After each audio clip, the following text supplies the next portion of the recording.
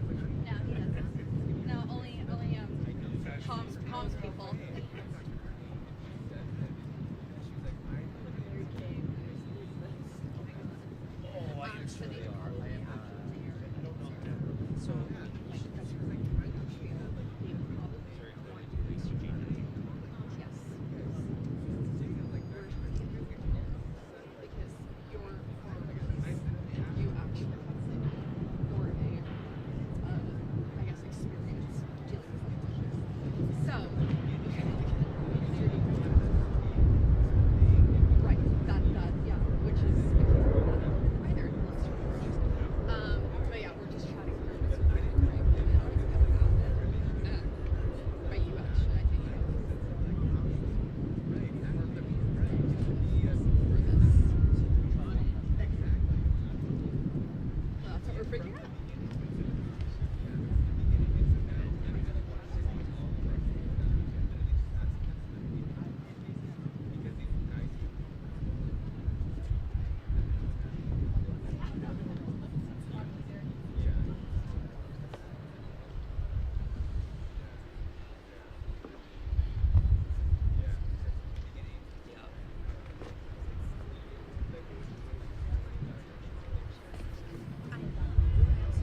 It's very hard.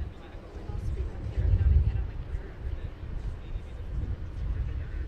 in my ear with Kamea. Right?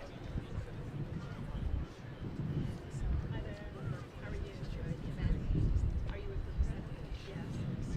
I'm the lead engineer. Okay. And it doesn't say it's like it's Puerto Rico. Like every time this is Puerto Rico. Hold on one second.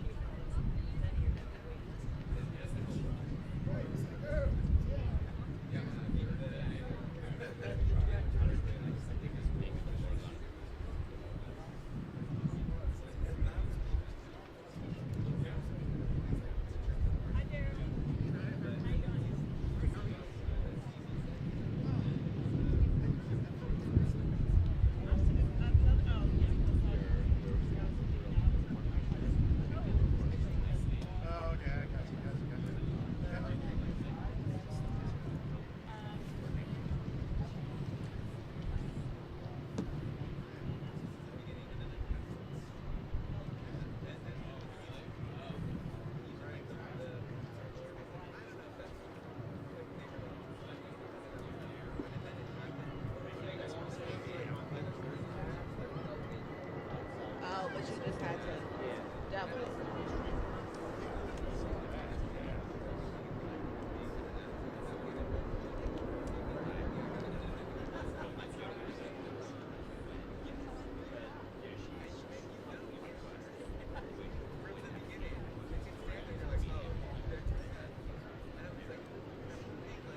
If that's possible.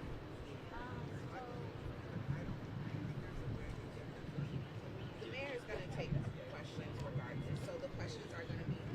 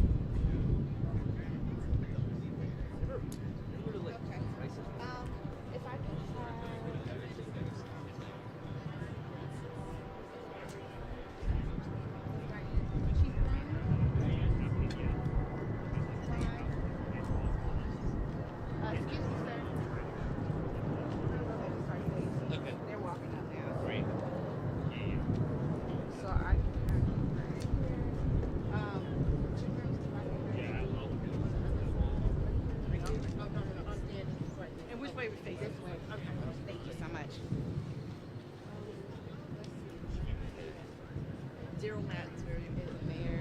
Is it? He's long-term resident. It's a historic thing. Just his votes for the.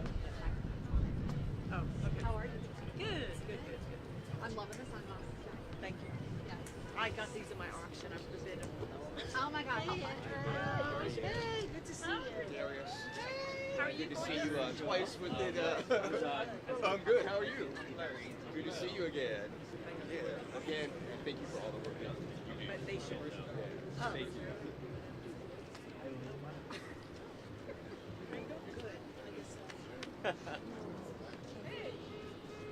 Yes. Oh my Yeah, we gosh. just had it. I'm like, who's this getting? Where's that look? So you're already mic'd up? Yeah, you are. Oh, you're not The same as microphone. me. Let me. What are you doing this? What are you doing? Snazzy shoes. This week. Love that. Let me go You're gonna be at the beach. All right. I will see you later. Wait. Oh,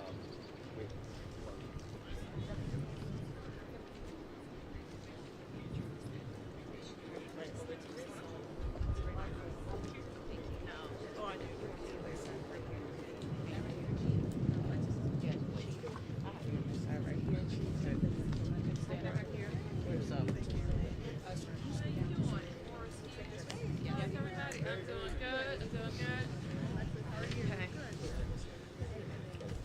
Stand by for intro.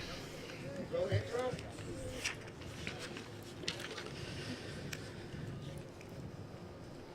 Number 5, 4, 3. Good afternoon, everybody. I'm Muriel Bowser, Mayor of Washington, D.C. Today, we're at the beautiful wharf in Washington, D.C. I'm joined by the Chief of Police, the Deputy Mayor for Public Safety and Justice, members of my public safety team, and members of my cabinet. Specifically, Thenie Freeman, who is the director of the Department of Parks and Recreation, Director Morris Hughes, who is the director of the Department of Employment Services, and other great DC team members. So together, our team works every day to keep our city safe. Our young people safe is keeping our young people safe is always a top priority. In fact, later today, we're kicking off our pool season. Summer camps will be underway in a few weeks, and recreation centers are open across the city, so DPR stays busy.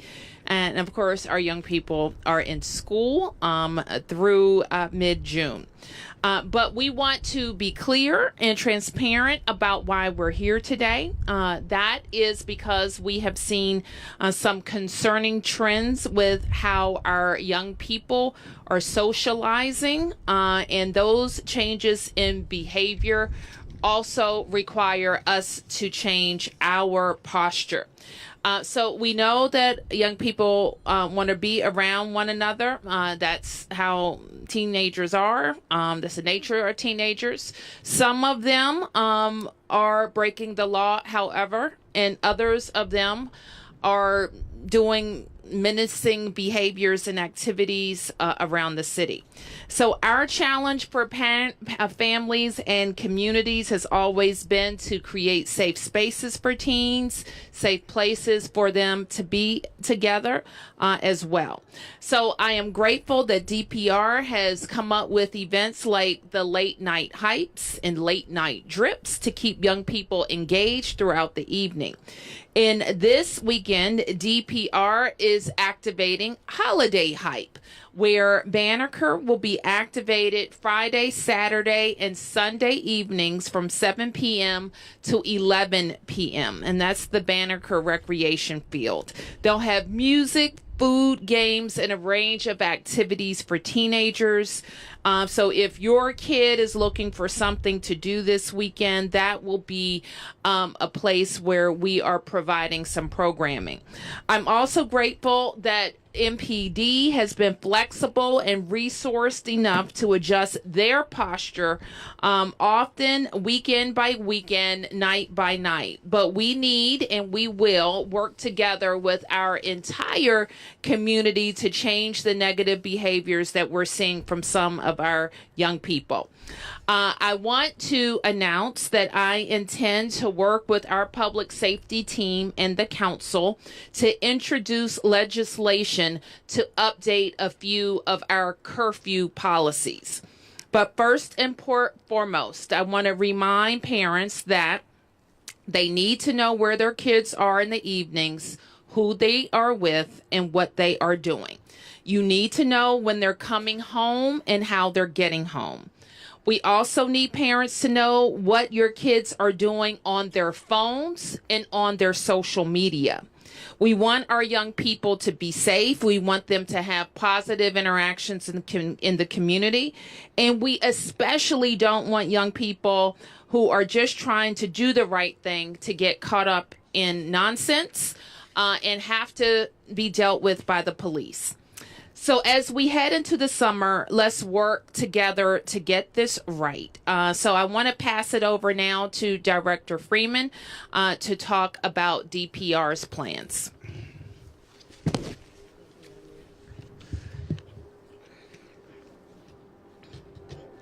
Oh, excuse me.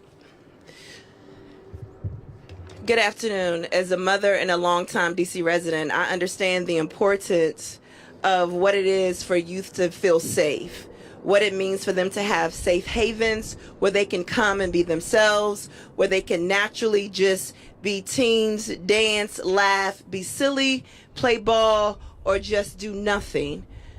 We, along with the mayor, the chief, and the cabinet members have decided that DPR, when we host our late night hypes, we see 1,500 to 1,600 youth and we have no incidents. They come, they have fun, and they go home. And so this week we did holiday hype over the Christmas holiday and it was exceptional. And so this weekend we are re-implementing holiday hype so that our young people understand that we are here for them, to let them have fun safely.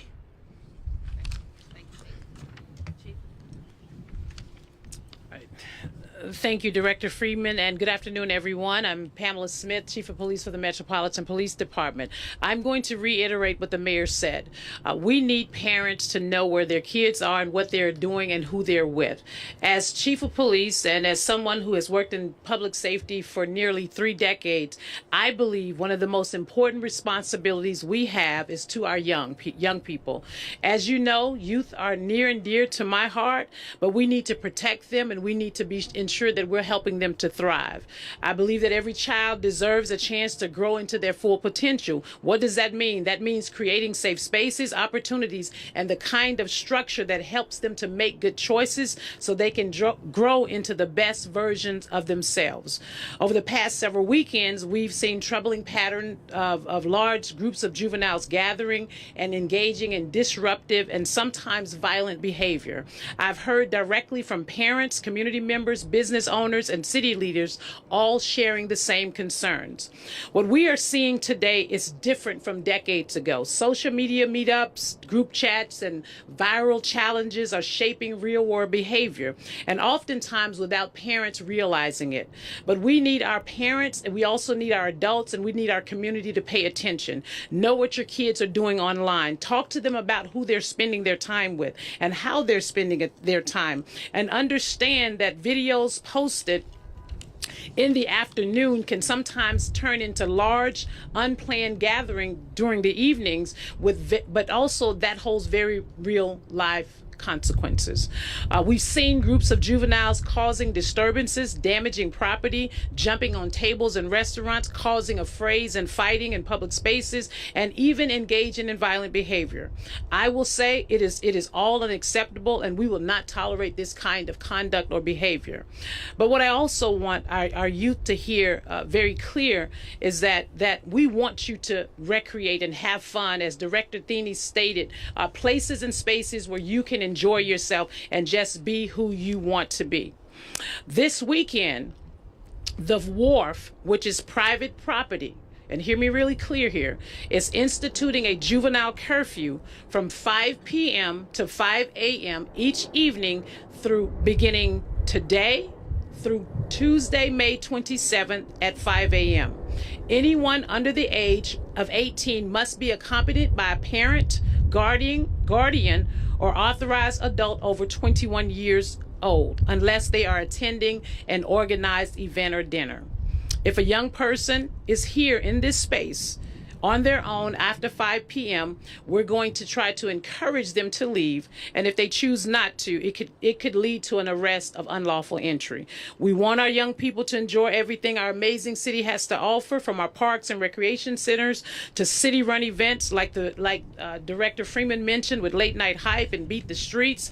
These are safe spaces and places where youth can come together to connect and engage. I also want to thank Director Freeman for helping us to find a place for our young people to recreate this evening. Banneker Rec Center is located at 2500 Georgia Avenue Northwest. The doors will open tonight beginning at 7 p.m. and we will end at 11 p.m. also to provide a safe space for our weekend, for our young people. Tonight and throughout the weekend, you will see a strong, visible presence of our officers across the city. And anyone who chooses to be disruptive will also be met with consequences. Unlawful behavior will result in an arrest regardless of age. We do have a comprehensive plan in place to ensure a safe and orderly Memorial Day weekend across the city. We are working alongside our DC government partners, community organizations, parents, local businesses in support of our youth and to keep our city safe.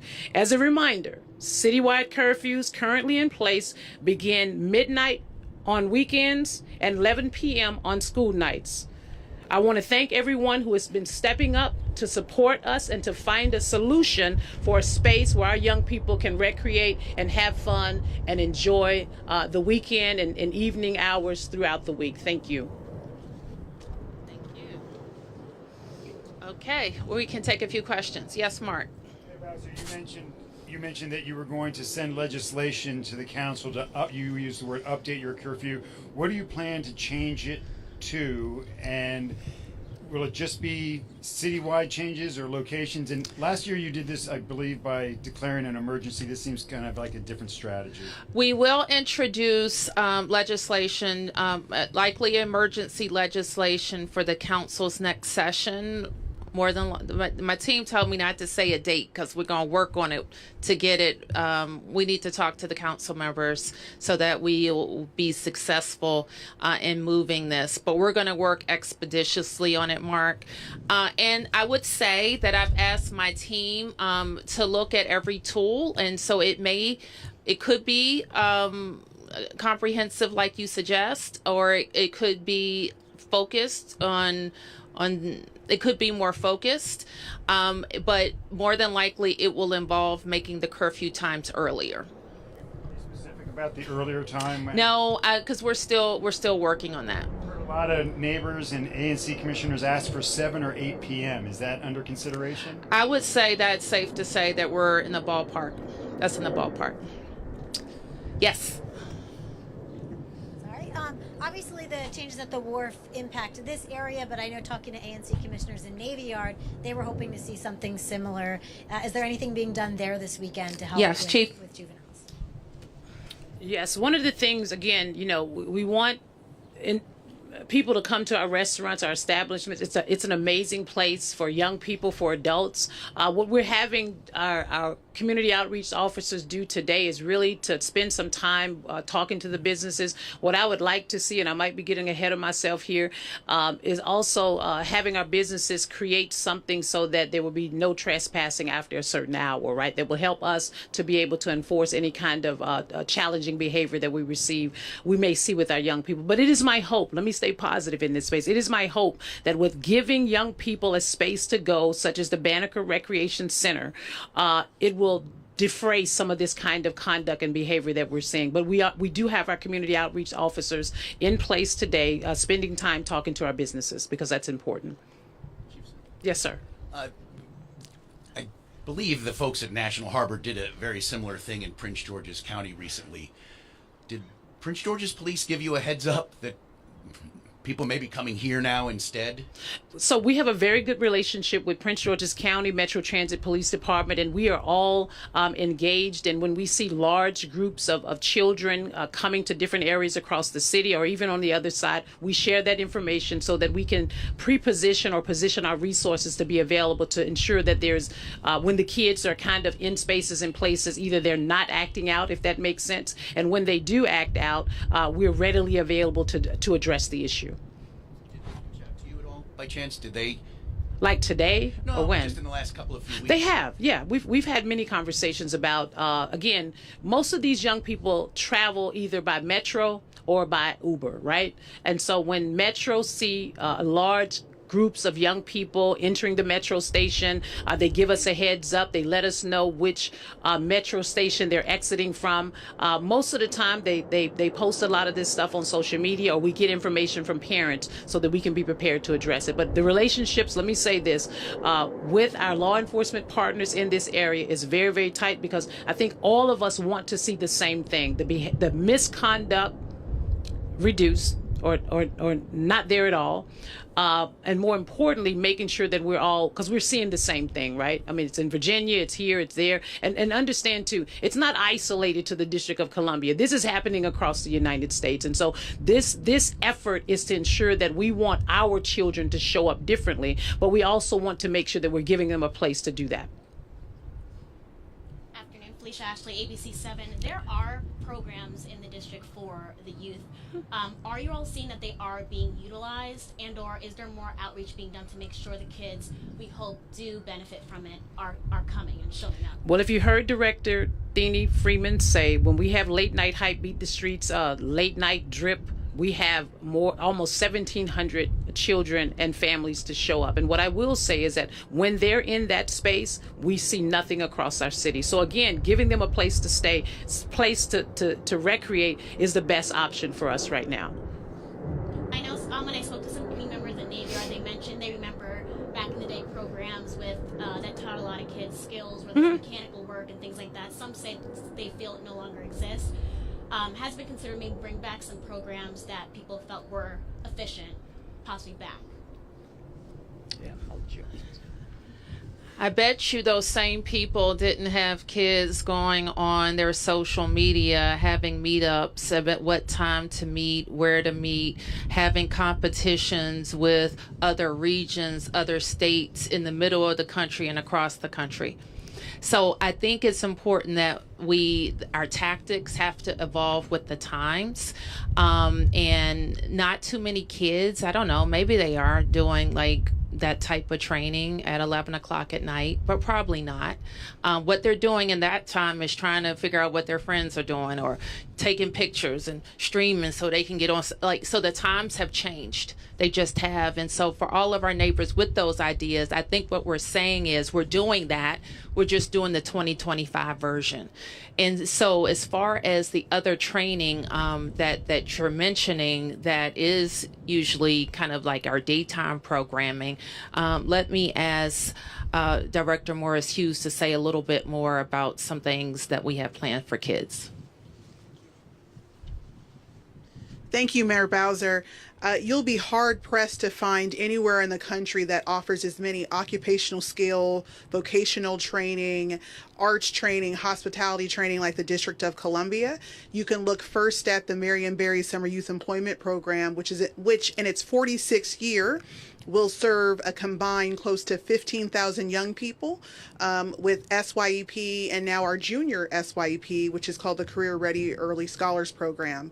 We also work with court-involved and justice-involved older youth through Project Empowerment. And then we have a really amazing nationally recognized DC Infrastructure Academy that some of our older youth can actively enroll in training programs now. All of this is going to be available this summer. If you want to learn more about it, you can visit does.dc.gov. How to apply, dates, opportunities is all listed on the website. Thank you.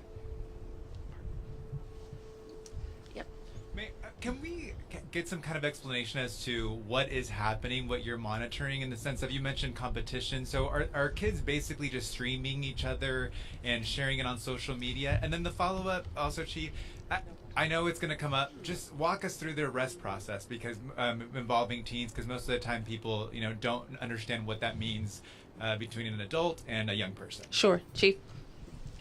Well, now what's your name again? Raphael. Who? Raphael. Now, Raphael, you know good and darn well, these kids are live streaming everything on Facebook. They're doing meetups, TikTok, Instagram. That and again, we attribute some of that to that COVID-like behavior, right? That's how they engage. I mean, back in the day, we probably talked to each other and met up, but now they're doing everything on social media. Sometimes we can find the information, sometimes we cannot, and we are very appreciative to the business leaders and family members who choose to share that information with us so we can get ahead of it.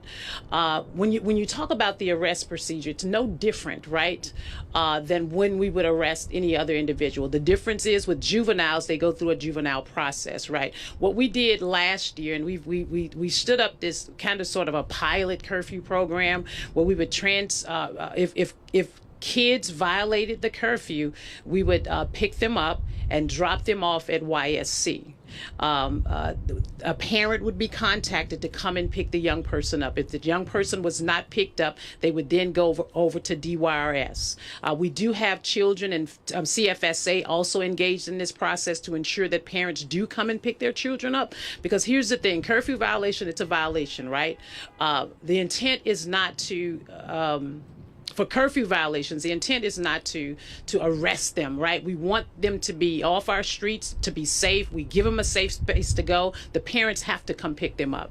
If they don't, they will go to our DYRS facility. Is that fair? That'll be the process that's implemented this time around. That will be the process for any curfew violations. Any other violations is handled the way we would handle any other arrest. Okay. Did you ask a question already? Okay. Some parents have said they just need help with their child. They doesn't listen. Are there any programs right now that doesn't necessarily lead to arrest, but this parent can't control their child or having challenges? This is who they can call or reach out to before the situation gets worse. Well, I think that this government offers so many resources for our parents, even before they get to that process. We have DHS that offers many programs, Department of Human Services, which offers many programs for our young people. I can't recall what they are. If somebody behind me can, that would be great. So one of the things that we would say, because we hear that a lot, is if our families reach out to CFSA, I met with Director Trice yesterday, you see some community members back here, we have great relationships with our collaboratives. And really how she described it as collaboratives are the front yard before you even get to the front door of our sort of government program. So if parents need help, that you can reach out to DHS, but I would also say reach out to CFSA, because we're going to work together. You heard in our announcement of the JRU over in Navy Yard that on the other side that we're working together to make sure that DHS, CFSA, DBH, all of our agencies that have programs, that it's easy for families to access. So I would say that, and we're going to get them involved with community organizations, our collaboratives, or the right government agency to help them navigate through whatever is causing the turmoil or issues in their family. Okay, we'll take a few more. Mark. Chief Grooms is here. Maybe she can help us out. Could you give a little bit more explanation, maybe Chief Grooms, on exactly how it'll work here and define what the private property does it begin at the street, the sidewalk? Does it go to the water? I'm just kind of wondering exactly how. Okay, Ms. Grooms is going to defer to the chief. So how it has worked when we've had large numbers of children coming to this area and really displaying disorderly conduct. I've asked, it is private property. I've asked Chief Grooms at that time to announce a closure to the area for children under the age of 18 unless they're with an adult. When they do that, it gives the Metropolitan Police Department the opportunity to clear the area, have all young people clear the area. And 9 times out of 10, Mark, they have been cooperative in that aspect. When we ask them to move, they move. The problem is they leave this area and then they go across the street and then they go down to the Navy Yard and become disruptive. So again, giving them a safe space where they can recreate really helps to defray some of that kind of behavior. It will be a call at 5 p.m., I will say, over the loudspeaker here to say if you're under the age of 18, you need to clear the area. If you're not with a parent or guardian above the age of 18 or participating in an organized event that's taking place here at the wharf. Okay. Yep.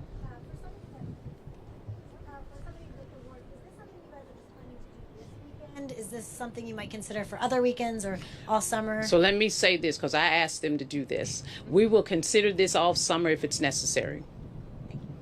Sir. Chief Smith, Yes, one sir. of the things you mentioned was maybe increasing police patrols. The head of the police union this week wrote a scathing letter saying I saw it. Your reaction? I don't have one. There isn't a reason for me to react to that. My responsibility is to ensure that we provide safety around this city. I have the utmost respect for the members of the Metropolitan Police Department, our officers who come out here and do a great job every single day, every single week, and we will continue to support them in their efforts to do that. Sir. Chief, obviously Wednesday's tragedy has some, groups on the edge only because we have a lot of events coming up. Some groups perhaps targeted.